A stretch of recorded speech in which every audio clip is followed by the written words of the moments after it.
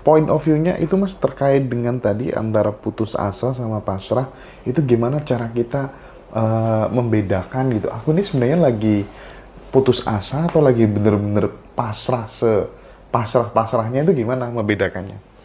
Orang pasrah itu dia akan memahami Mas bahwa dirinya itu adalah makhluk yang tanpa daya dan upaya. Oke. Ketika dia memahami itu, dalam posisi itu dia akan memahami bahwa tanpa ada suatu daya energi yang luar biasa atau sumber energi itu menggerakkan kita, kita tidak akan pernah mampu apapun. Oke, sip. Saya kasih contoh hal yang paling sederhana aja gitu. Peredaran darah kita aja, kita bisa nggak mengaturnya? Nggak bisa. Atau teman-teman bisa nggak mengatur kedipan mata teman-teman? Iya. Berapa kali teman-teman mengatur kedipan mata? Atau teman-teman mengatur gitu, apapun makanan yang teman-teman cerna, terus teman-teman membentuk imajinasi untuk keluar dengan imajinasi teman-teman. Nah, akan mungkin bisa. Atau kita ngatur mau kencing jam berapa gitu Iya. kira-kira ya. Artinya bahwa di situ kita membawa kita itu makhluk tanpa daya dan upaya. Ketika kita memahami itulah, kita akan sadar bahwa dunia ini itu hanya berlandaskan sesuatu hal yang sangat fundamental, kunci itu saya sering bilang ke teman-teman, yaitu berdasarkan Bismillahirrahmanirrahim, la haula wala quwata illa lillahi ta'ala. Cuman itu adalah kunci pasrah. Jadi atas namamu gitu, atas seizinmu dan karenamu. Jadi kalau kita putus asa ya, karena kita putus asa itu terjadi karena gini, kita seolah-olah mampu. Ternyata dalam realita kita tidak mampu. Akhirnya ngelukro kan gitu tuh. Iya. Kayak misalnya gini, ketika dihadapkan oleh ujian gitu, kamu harus belajar. Wes gampang lah pasrah, opo siri Gusti Allah kan. Iya. Itu bukan pasrah. Itu adalah putus asa gitu. Ketika orang itu pasrah, maka dia akan memberdayakan akalnya dengan sebaik mungkin. Dia akan mengoptimalkan waktunya dengan sebaik mungkin. Itu adalah orang yang pasrah. Karena dia tidak menyia-nyiakan sedikit pun anugerah dari Sang Pencipta. Kan gitu? Maka dia akan belajar, maka dia akan tekun, maka dia akan bersungguh-sungguh. Itu pasrah. Makanya pasrah itu adalah suatu hal yang sangat kreatif. Dan daya energi yang luar biasa untuk mendorong suatu hal untuk tercapai. Makanya ketika teman-teman pasrah, maka teman-teman akan fokus saat ini dan detik ini. Ketika teman-teman melakukan segala sesuatu apapun saat ini, detik ini, dengan sebaik mungkin, apakah hasilnya tidak sesuai dengan apa yang teman-teman lakukan? Kan pasti sesuai. Oke. Jadi pasrah itu poinnya di situ. Jadi berlandaskan apapun ya bersamanya. Ya, Mas di awal-awal tadi kan kita sempat ngobrol soal aku yang kecil gitu ya, tentang ego dan seterusnya gitu. Nah kadang Mas, kita dalam menjalani hidup itu sering banget, misal gitu kita dalam kondisi terhimpit gitu, sulit, terus kemudian kita bilang, halah nanti mesti endingnya akan begini gitu. Sering kali. Nah, dan ternyata yang terjadi memang sesuai dengan yang kita ucapkan itu tadi. Loh, kok bisa sepresisi ini gitu. Sesuai dengan kata-kataku kemarin gitu. Dan ketika itu terjadi berulang kali gitu, muncul kemudian sebuah pikiran gitu. Wih, jangan-jangan manusia ini bisa benar-benar berkolaborasi dengan Sang Pencipta untuk menciptakan sebuah realitas nasib lah, realitas takdirnya lah. Kadang kita menjadi ngerumang sani gitu. Iya itu. Ngerumang sani. Nah, itu bagaimana Mas? Ini kan licin juga kadang Bener. gitu ya. Bagaimana Mas dengan hal-hal seperti ini? Jadi yang menarik itu Mas. Jadi makanya sebetulnya manusia itu makhluk yang luar biasa gitu dibanding makhluk-makhluk lainnya. Oke. Karena dia dibekali beberapa fasilitas termasuk ego. Makanya ketika teman-teman ngobrol soal Kundalini itu menurut saya adalah super ego. Supreme power. Jadi ini pandangan saya, bisa jadi salah gitu. Oke. Fir'aun sendiri itu Kundalininya sudah bangkit. Iya. Tapi sindrom. Makanya itu kan sering bilang gitu, maksudnya gimana sih karena kebanyak teman-teman itu memahami Kundalini pun dengan berbagai versi dan saya tidak menyalahkan itu. Makanya saya sering bilang bahwa ketika teman-teman ngobrol soal Kundalini, kita samakan dulu persepsinya. Teman-teman memahaminya seperti apa, saya seperti apa gitu. Oke. Karena Kundalini itu adalah fasilitas kendaraan. Jadi super ego itu kalau kita tidak kendarai, itu akan menjadi malapetaka. Seolah-olah kita itu seperti Tuhan. Jadi seolah-olah ini karena saya, aku kok gitu. Iya. Kan seperti itu. Lah itu jebakan sangat licin. Makanya saya bilang gini Mas, dalam pandangan saya itu. Selama manusia masih hidup, godaan itu akan terus berjalan tuh, akan terus bermanuver. Semakin tinggi kesadaran seseorang, maka pikiran dan ego itu akan bermanuver semakin tinggi juga, semakin halus. Nah, makanya itulah berhati-hati gitu. Makanya sering diingatkan iling waspodo gitu. Dalam artian jangan sampai kita terjebak pada itu. Ya, ya. Jadi kita diberikan privilege itu sama Sang Pencipta. Jadi kalau saya dulu pernah bilang ke teman-teman bahwa ketika orang mengalami satu fenomena atau fase enlightenment itu, dunia itu seperti digenggamannya. Apapun yang diucapkan terjadi gitu. Seperti itu gitu. Tapi yang menarik itu posisinya yang saya pahamin tuh kita tidak diperuntukkan untuk menjadi dewa. Yeah. Tapi kita diberikan contoh bagaimana Rasulullah itu menjadi manusia seutuhnya. Nah, itu yang menarik. Yeah, yeah. Nah, ini nih, aku kemarin kan sempat dengar sama Kohen tuh. Aku tuh belum login Mas Indra gitu. Oh, tapi teman-teman udah manggil aku Ustadz Kohen, gimana ini? Aku belum login gitu.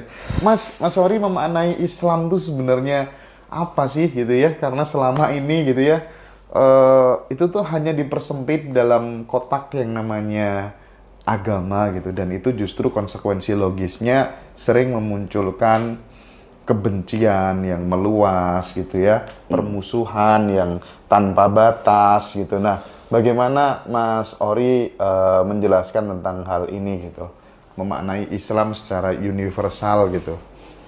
Jadi ini juga sangat sensitif ya Mas, sebetulnya ya, bahasan itu tuh, bahwa saya memahami bahwa agama itu cuma satu. Karena yang saya pahamin itu dari nabi-nabi sebelumnya itu adalah saling melengkapi dan ditutup disempurnakan oleh Rasulullah gitu. Artinya sebetulnya itu adalah satu runtutan dan penyempurna itu adalah di Rasulullah. Jadi kalau kita memahami Islam sendiri itu kita kecilkan hanya sebagai identitas ya, itu menurut saya sayang gitu. Jadi kalau kita maknai Islam itu adalah orang yang berpasrah diri gitu. Jadi apapun itu, ketika dia berpasrah diri, apakah itu nggak Islam gitu? Itu aja lah, mungkin teman-teman bisa merenungkan itu. Gitu. Jadi kalau ini mungkin agak sensitif ya, mungkin teman-teman harus bijak lah. Ini hanya sudut pandang saya bahwa agama itu dijadikan satu alat untuk memperpecah belah gitu. Ada pihak yang membuat itu. Termasuk ketika kita membentuk sebagai negara pun itu juga alat memecah belah. Gitu. Jadi ada beberapa hal gitu yang ketika kita mencoba untuk memahami lebih dalam bahwa segala apapun itu menurut saya adalah istihad ya, menujunya gitu, atau memahami menujunya gitu. Termasuk orang-orang luhur di bangsa kita dulu itu kan mengalami fase itu juga. Jadi apakah orang-orang dulu itu tidak memiliki keyakinan? Memiliki dan sangat kuat gitu. Walaupun toh itu belum disebut namanya gitu. Itu adalah istihad mereka gitu. Istihad beliau-beliau gitu. Dan akhirnya disempurnakan lah di situ tuh. Jadi kalau misalnya ini menarik itu waktu saya di Tengger ya Mas. Saya ketemu dengan ketua adat Tengger. Sekaligus dia sebagai kepala desa. Beliau bilang ke saya gini. Mungkin orang-orang menganggap bahwa orang-orang Tengger itu mayoritas Hindu. Kalau Mas Ori tahu di sini itu 40% Islam, 40% Buddha, 20% Hindu sama Nasrani, gitu, kata beliau. Dan orang-orang salah mengartikan bahwa apa yang kita lakukan selama ini itu adalah sebentuk wisdom untuk kita bersinergi dengan alam, bahasa beliau, bukan milik satu agama. Nangkep ya di situ ya. Nah, itu mungkin teman-teman bisa memahami itulah bahwa kalau misalnya teman-teman memahami tentang Indus, Sindu, Sunda lain, itu teman-teman akan memahami itu. Bahwa itu adalah suatu perilaku sosial di suatu daerah yang sinergikan dirinya dengan alam gitu. Jadi bukan syirik ya gitu. Nah itulah sih Mas kalau menurut saya. Jadi kalau misalnya teman-teman memahami Islam itu lebih dalam, bahwa segala apapun yang memasrahkan dirinya, menyerahkan dirinya, berpasrah kepada atau menghantungkan dirinya kepada Sang Pencipta, menurut saya itu adalah Islam gitu. Inilah pentingnya kita terus belajar supaya kita sadar bahwa memang lawan kita yang sebenarnya itu adalah kesempitan di dalam berpikir gitu, kira-kira ya. Nah, sorry ya. Kita dikotak-kotakan aja gitu. Dan kita gitu. mau. Iya. Terus di level saat ini gitu, di level gitu ya, dalam kondisi saat ini gitu, kira-kira gimana ketika Mas Ori masih dikecewakan sama orang atau kemudian dijelek-jelekin sama orang gitu, bagaimana menetralkan dirinya supaya tetap stay di kesadaran menjadi pengamat, tidak terbawa oleh ego, itu apa yang bisa dibagi ke sahabat-sahabat semua di Ngaji Roso? Iya, jadi saya sering itu kalau misalnya lagi seperti itu tuh Mas ya, saya terus tarik nafas aja, tarik nafas, nafas, buang gitu. Dan saya mengamatin pikiran itu. Jadi jangan sampai saya terklaim oleh pikiran itu, citra dari pikiran itu gitu.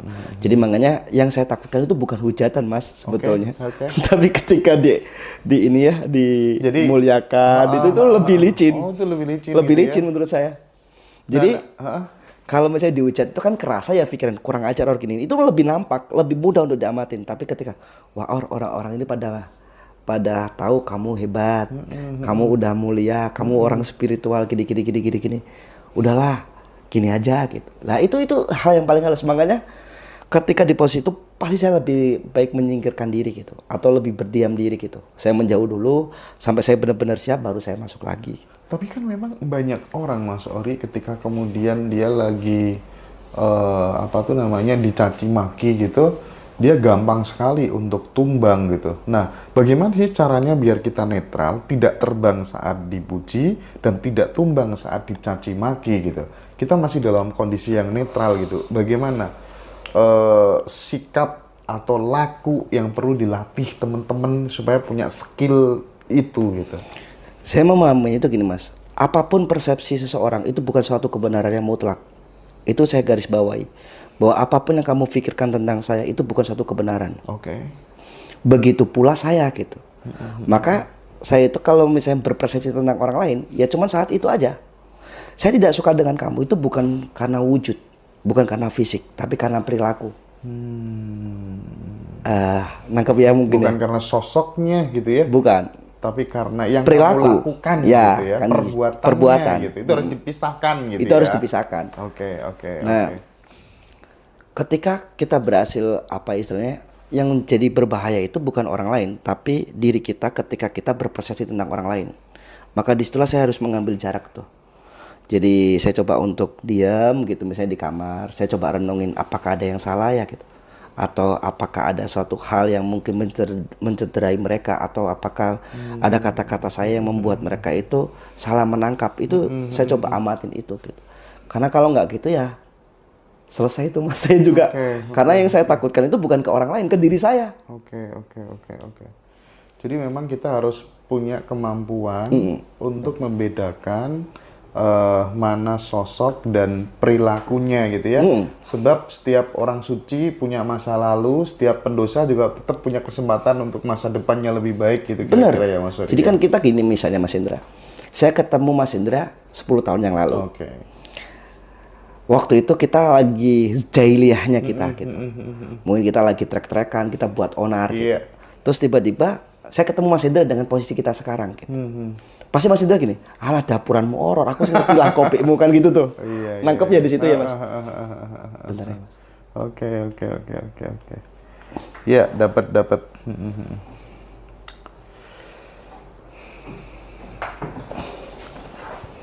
Nah, ketika kita menganggap orang lain itu seperti memori kita sebelumnya, kita nggak akan pernah bertumbuh dan kita tidak akan melihat seseorang itu bertumbuh. Kita akan menghijab seseorang untuk bertumbuh kembang.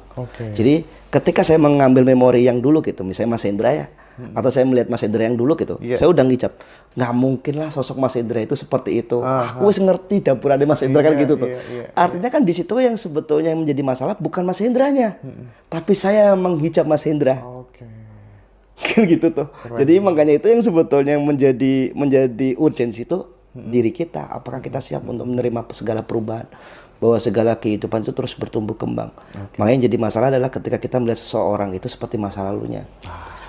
Gitu. Sama halnya dengan gini Mas Indra. Saya pernah ditanyain oleh seseorang gitu. Beliau udah sepuh gitu. Dia bertanya ke saya, Mas Ori, gimana saya bisa mencapai seperti Mas Oris dengan umur saya udah sekian gitu. Saya bilang ke beliau itu gini, Pak, saya malah bersyukur dengan usia Bapak. Karena ketika Bapak dengan usia sekarang gitu, Bapak berusaha untuk memahami diri, mengenal Sang Pencipta. Ketika Tom misalnya dipanggil sama Allah dengan posisi sekarang, itu lebih bersyukur dibanding saya. Saya masih, mungkin kalau kita bicara range waktu, saya masih banyak jebakan untuk saya tergelincir. Mungkin saya sekarang seperti ini, apakah saya akan seperti ini terus? Belum tentu. Bisa jadi saya jatuh, Pak. Jadi jangan menganggap bahwa belajar kesadaran itu siapa yang paling cepat sampai atau dulu-duluan. Karena belajar kesadaran itu adalah bagaimana berupaya untuk mempertahankan steady state. Oke, di segmen terakhir ini teman-teman yang di TikTok mungkin bisa tanya langsung ke Mas Ori, interaksi langsung dengan Mas Ori. Lama nggak ketemu sama Mas Ori, teman-teman. Jadi gini Mas Ori, banyak yang tanya tipsnya agar menjadi lemah lembut, tetap tenang gitu ya. Apa sih Mas, kebiasaan apa yang perlu dilakukan yang itu kemudian dengan habit itu bisa menghasilkan output sikap kita yang lemah lembut, penyayang gitu ya, nggak gampang marah dan selalu stay tenang gitu, bahagia tanpa syarat gitu, kira-kira bagaimana Mas Ori? Ya, kalau menurut saya kan ya seperti tadi Mas bahwa saya itu memahaminya itu gini, setiap manusia itu apapun yang dia lakukan itu akan membentuk lintasan orbit atau lintasan energi. Nah, misalnya nih, saya sering gerakan seperti ini nih, terus saya lakukan terus menerus tuh. Maka secara belief system dia akan mempunyai lintasan seperti ini nih. Jadi kalau saya lagi santai gini, tiba-tiba saya gini, ada suatu medan orbit tuh. Jadi mau kita merubah lewat perilaku kita, kebiasaan kita coba untuk rubah, atau kita merubah lewat energi kita. Jadi orbit kita rubah dulu, baru perilaku kita akan berubah. Jadi itu suatu hal yang saling mempengaruhi. Misalnya ketika kita melihat seseorang gitu, kalau misalnya kita punya atau mengasah indera sensori kita ya, dari medan energi yang terlintas dalam apa yang dia ada dalam tubuhnya, itu kita bisa menentukan oh orang ini cerdas atau tidak, oh orang ini seperti apa. Itu terlihat dari bagaimana dominasi medan energi yang dibentuk. Nah, atau kita melatih diri gitu. Melatih diri itu adalah bagaimana melatih lintasan itu tuh. Jadi yang saya lakukan ya itu Mas, jadi merubah lewat pola energi, baru dia akan mengimpact ke perilaku. Atau misalnya gini, ketika teman-teman sering bermeditasi gitu ya, teman-teman sering mengamati diri, maka teman-teman akan sering untuk tidak reaktif terhadap apa yang teman-teman pikirkan, apa yang teman-teman citrakan. Ketika teman-teman tidak berada pada satu kutub, maka teman-teman akan berada pada posisi yang paling netral. Nah, itu adalah harmoni. Pada saat kemudian kita itu sedang ke-trigger sesuatu yang kemudian membuat kita marah Mas Ori ya, membuat kita reaktif gitu ya. Mungkin salah satu opsinya gitu, kita mungkin bisa jeda dulu aja, ya, kita amati aja dulu gitu ya. Jangan lakuin apa-apa dulu gitu, minimal gitu ya Mas ya. Gitu. Jadi gini, satu-satunya cara untuk, jadi gini, ketika kita menanggapi ketidaksadaran seseorang sama dengan membawa kita dalam ketidaksadaran. Itu prinsipnya gitu. Jadi kalau misalnya ngelihat analogi yang menarik itu ketika batang korek api dijejer, terus ini kan keluar api nih. Kalau kita tidak mau masuk situ, kita harus menarik diri itu agar kita tidak ikut terbakar. Jadi ketika saya memahami itu bahwa ketika kita menyelamatkan diri kita sama dengan menyelamatkan orang lain, karena kita tidak ikut reaktif untuk membakar ego itu. Jadi yang paling menarik itu gini nih, manusia itu paling suka ketika egonya terbakar atau dibumbui. Misalnya nih ada seorang tuh datang, Mas Ori, saya ini sebel sama suami saya. Itu pasti gini-gini, kalau dikasih tahu pasti gini-gini. Kalau kita tanggapi, iya suami ibu itu harusnya gini-gini, seneng, kebakar tuh ego. Tapi kalau kita menarik diri, oh iya Bu, ya serasa dia menyakitin dirinya tuh, tapi itu menyelamatkan dia. Gitu. Jadi menurut saya, belum tadi Mas Indra, ketika ada suatu hal yang mempengaruhi atau mengganggu batin kita, lebih baik kita menarik diri. Jadi saya sering itu kalau misalnya gitu, kenapa saya sering ngerokok gitu ya. Ketika ngobrol sama teman-teman, biasanya nggak terbawa sama teman-teman saya ngerokok untuk mengamati nafas saya. Karena kalau misalnya saya ngobrol terus saya lupa ngamatin nafas, itu ngelantur pasti. Dan saya nggak bisa connect gitu. Kadang waktu itu ngobrol sama saya Mas Abu sama Kohen gitu. Saya itu bingung gitu kadang. Jadi yang saya pahami itu ketika ngobrol itu ketika saya tidak bisa mengamati nafas saya gitu, saya pasti ke distract gitu. Oke. Diangkat ddulu nggak apa-apa, Mas. Santai ya. Itulah pentingnya ngerokok gitu ya. Sorry. Nah, Mas Ori ini kan salah satu praktisi senam kecerdasan juga kan. Nah, mungkin teman-teman ini butuh satu tips aja Mas, yang mungkin bisa dikerjakan di rumah buat anak-anak kita gitu, kita sebagai orang tua gitu, apa sih yang bisa direkomendasikan supaya kemudian anak kita itu bisa meningkat secara kecerdasannya gitu, Mas. Jadi kan kalau misalnya saya pahami bahwa karakter seseorang itu atau karakter anak terbentuk itu menjadi 3 faktor, Mas. Jadi yang terutama adalah faktor keluarga, kedua adalah faktor pendidikan atau faktor lingkungan sekolah atau lingkungan dia belajar, yang ketiga adalah faktor lingkungan bermain. Jadi karakter anak itu akan terbentuk dari ketiga irisan itu.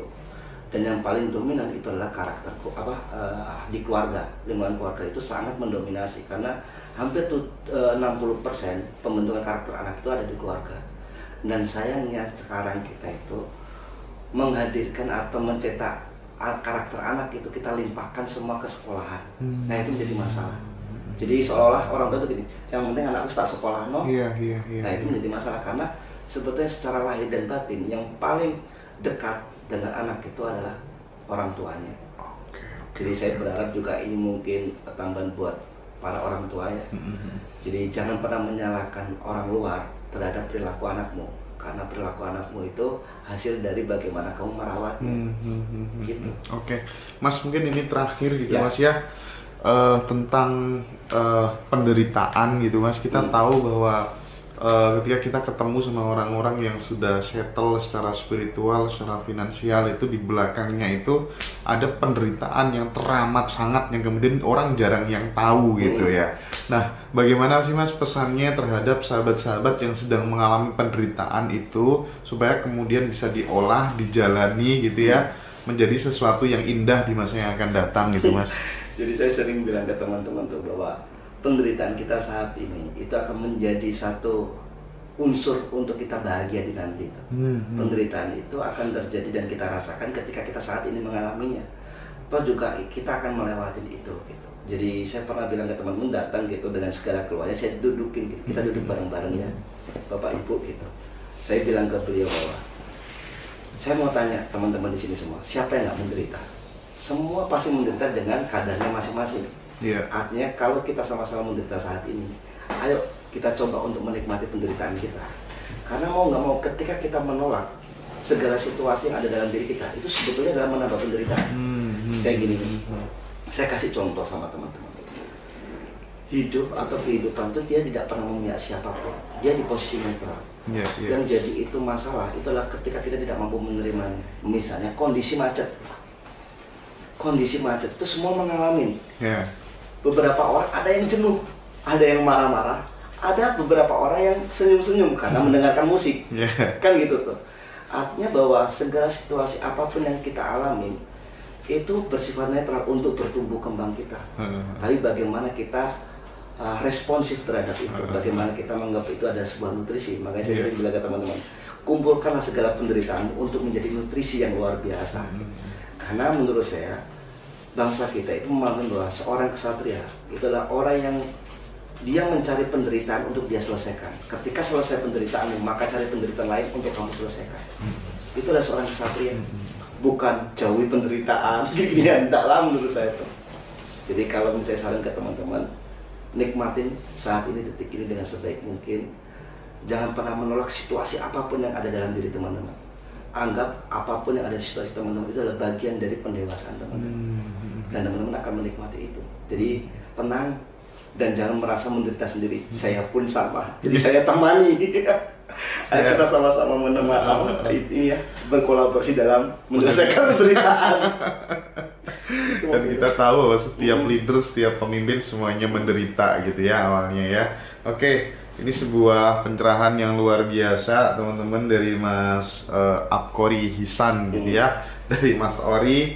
Terima kasih banyak Mas Ori, mudah-mudahan pernikahannya diparingi lancar gitu ya Mas Ori ya. Pertama dan terakhir kali gitu ya Mas Ori ya. Oke, sahabat semuanya, terima kasih yang sudah gabung malam hari ini. Sekali lagi matur suwun Mas Hori, lancar semuanya, Amin. sehat selalu Mas Hori. Mohon maaf ya kalau ada salah-salah kata. Siap. Assalamualaikum.